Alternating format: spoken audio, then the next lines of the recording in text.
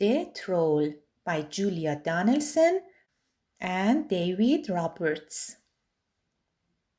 There was once a troll who lived under a bridge. That's where trolls are supposed to live. Meanwhile, far out at sea, there were some pirates who lived in a ship. That's where pirates are supposed to live. Trolls are supposed to eat goats, but no goats ever came trip-trapping over this troll's little bridge, so he ate fish instead. But one morning he heard a faint noise on his bridge. Up he popped, and he said what trolls are supposed to say, which is, "Who's that trip-trapping over my bridge?" "I'm not trip-trapping, I'm scuttling," said a tiny black creature, "and I'm a spider." "Oh, bother, I thought you were a goat," said the troll. "No, goats have fur," said the spider. "Never mind, I'll eat you anyway," said the troll. "You'll make a nice change from fish." "Oh, please don't eat me," said the spider.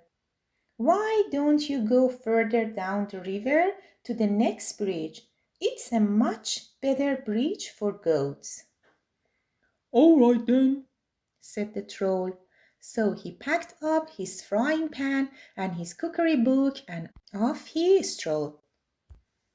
Pirates are supposed to dig for treasure, and these pirates had a treasure map with a rhyme on it. Between the palm tree and the rocks, 6 foot deep, lies a treasure box. They sailed and they sailed until they reached an island. "This is the spot," said Hank Chief. "Start digging." The pirates dug and they dug, but all that they found was a grumpy mole. "It must be the wrong island," they said. All that digging had made them hungry. It was Ben Buckle's turn to do the cooking. He cooked fish pie. "It's soggy," said Percy Patch. "It's slimy," said Peg Polka Dot. "When we find the gold, we can buy a decent cookery book," said Handkerchief, and they set sail again. The troll was sitting under his new middling-sized bridge, reading his cookery book. Suddenly he heard a sound above his head. Up he popped. "Who's that trip-trapping over my bridge?" he roared. "I'm not trip-trapping, I'm paddling," said a fairy creature, "and I'm a mouse." "Oh, bother, I thought you were a goat," said the troll. "No, goats have longer ears," said the mouse. "Never mind, I'll eat you anyway," said the troll. "I'm getting sick of fish." "Oh, please don't eat me," said the mouse. "Why don't you go down to the next bridge? There are goats trip-trapping over that one all the time." "Very well," said the troll, and he packed up his things again and off he strode. Meanwhile, the pirates had discovered another island. They dug and they dug, but all that they found was a rusty old bucket with a crab in it. "It's the wrong island again," they said. That night Percy Patch did the cooking. He cooked fish soup. "It's bony," said Ben Buckle. "It's briny," said Peg Polka Dot. "If only we could find the gold, we could pay for a proper cook," said Handkerchief. The troll was frying fish under his new big bridge when he heard a sound above his head. Up he popped. "Who's that trip-trapping over my bridge?" he blowed. "I'm not trip-trapping, I'm lolloping," said a creature with long ears, "and I'm a rabbit." "Oh, bother, I thought you were a goat, said the troll. No, goats have hooves, said the rabbit. Never mind, I'll eat you anyway. Said the troll. Anything's better than fish. Oh, please don't eat me, said the rabbit. Why don't you walk down to the next bridge? There are herds of goats trip-trapping over that one.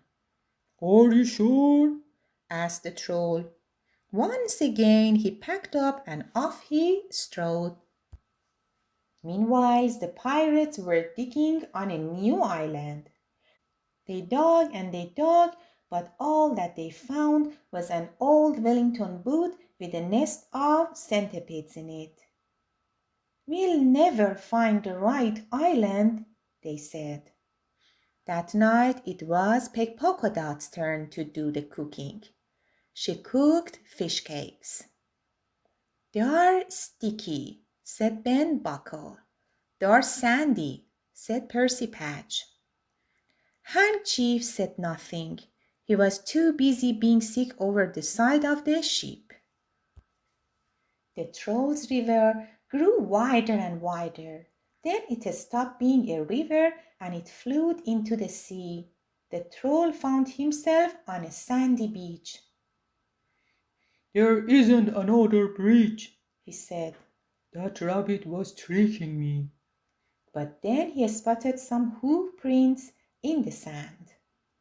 A goat at last, he cried. He looked around, but he couldn't see any goats. Never mind, it will probably come back tomorrow, he said. The troll followed the hoof prints. They led him to a spot between a tall palm tree and two big rocks. I know, he thought. I'll dig a pit. Then tomorrow the goat will fall into it and I can eat it. The troll dug and dug with his frying pan. Just when he thought the hole was deep enough, the pan hit something hard. It was a great big chest. Perfect, said the troll. I can hide in here and keep warm. Then when the goat falls into the hole, I'll open the lid and pop up. He lifted the lid. The chest was full of round gold things.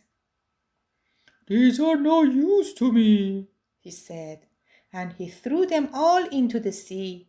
Then he climbed into the chest and lay down.